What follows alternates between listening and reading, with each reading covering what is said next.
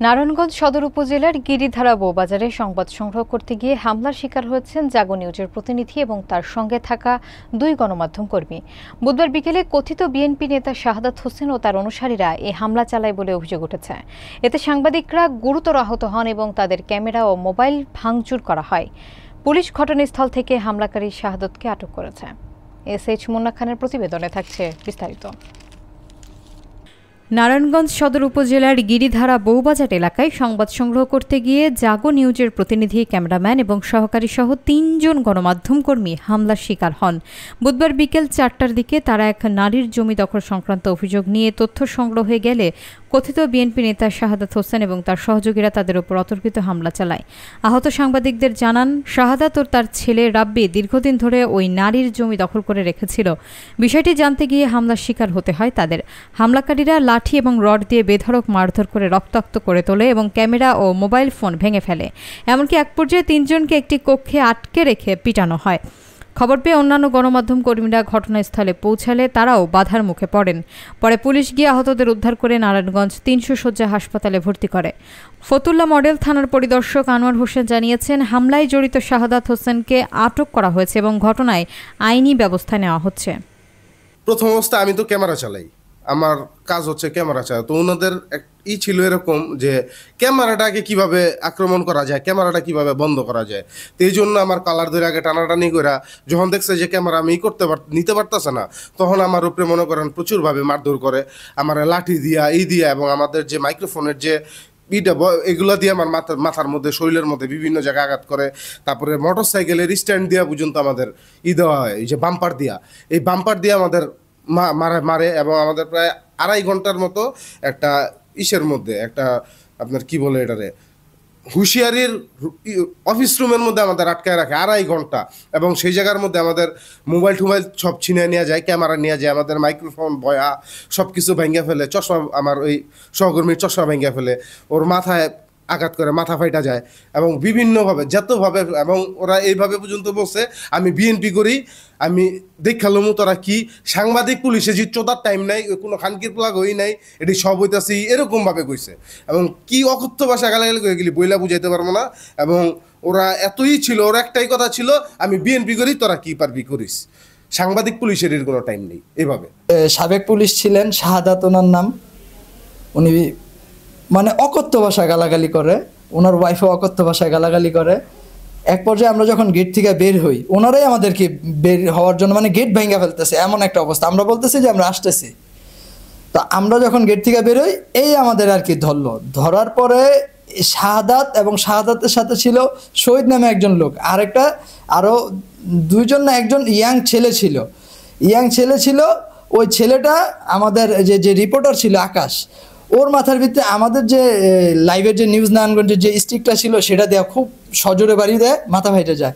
এর আগে সর্বপ্রথম যে ধরে আমাদের মামুনরে ধরে মানে অঝোর মারে, যার কোনো মানে বর্ণনা দেওয়ার মতো না। এই মারামারি আমি মানে কোনোভাবে সামাল দিতে পারতেছিলাম না আমরা। একটা পর্যায়ে আমাদের বাড়ির গেট থেকে নিয়ে ওনার বাড়ির পাশে একটা কারখানার মতো আছে, এই এতটুকু রাস্তায় মারতে নিয়ে যায়, প্রায় আবার কারখানার মধ্যে একটা অফিসের মধ্যে বন্ধ করে আমাদের ওইখানেও নির্যাতন চালায়। ফতুল্লা এলাকার গিরিধার একটা এলাকা, ওই এলাকায় একটা পরিবার অনেক দিন যাবৎ বন্দি অবস্থায় আছে। তারা খাবার দাবার পাইতেছে না। একটা কথিত বিএনপি নেতা তাদেরকে একেবারে মানে বাসায় আবদ্ধ অবস্থায় রাখা খাবার দাবার দিতেছে না এবং তাদের জমিটা দখল করার জন্য সে সকল চেষ্টা করতেছে। এক পর্যায়ে আমরা যে কোনো মাধ্যমে জানতে পারি, জানার পর আজ যখন আমরা আমার 2 সহকর্মী সহ আমরা যখন ওইখানে যাওয়ার পর ওই ভুক্তভোগীর বাসায় বাসায় বলতে তার যে কারখানা 3% একটা জমি, ওইখানে যাওয়ার পর উনি খুব কান্নাকাটি করলো, আমাদের সাথে বললো বিষয়টা। আমরা জাস্ট হচ্ছে তার কথাগুলা নোট করার পরবর্তীতে এর মধ্যে আমাদের একজন সহকর্মী মামুন ভাই যখন ভিডিও করতেছিল, ওই যে স্পটটা ভিডিও করতেছিল, তখন ওই যে হামলাকারী যিনি আমাদের উপর হামলা করছে তার নাম হচ্ছে পুলিশ শাহাদাত হিসেবে তাকে এলাকায় মানুষ চেনে। উনি এলাকায় ত্রাসের রাজত্ব কাম করে।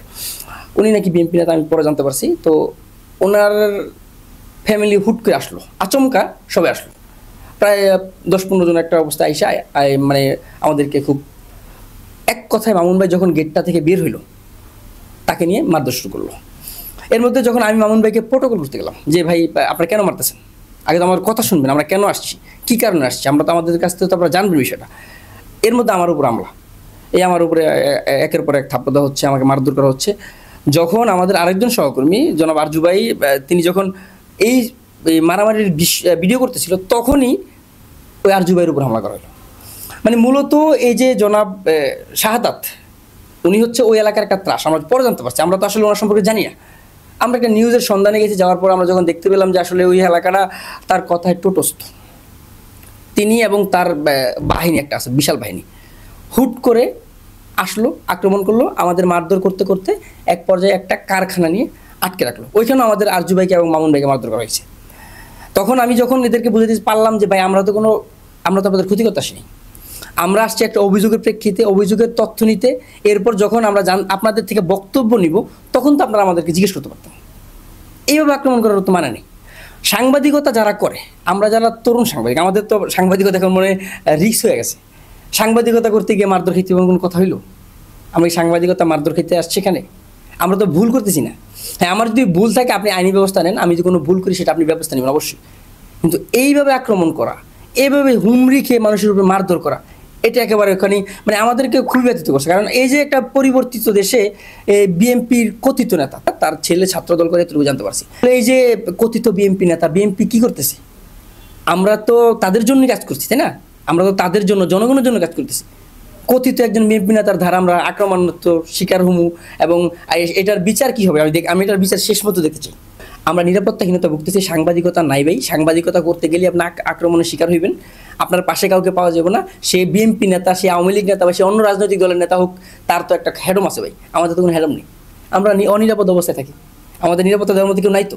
আমি আইনশৃঙ্খলা বাহিনীর কাছে আহ্বান করব, তারা এটার সুস্থ তদন্ত করবে। এবং আমরা তো মারধর খাইছি, সেটা হিসাব ভিন্ন একটা ভুক্তভোগী পরিবার আছে, তাদের সঙ্গে যোগাযোগ করুক। তারা আরও বেশি খারাপ অবস্থা। আমাদের সঙ্গে যদি এমন করতে পারে, সাধারণ জনতার সঙ্গে তারা কী করতে পারে?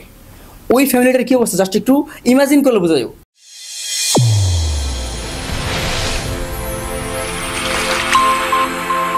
চ্যানেল A1 হৃদয়ের স্পন্দন।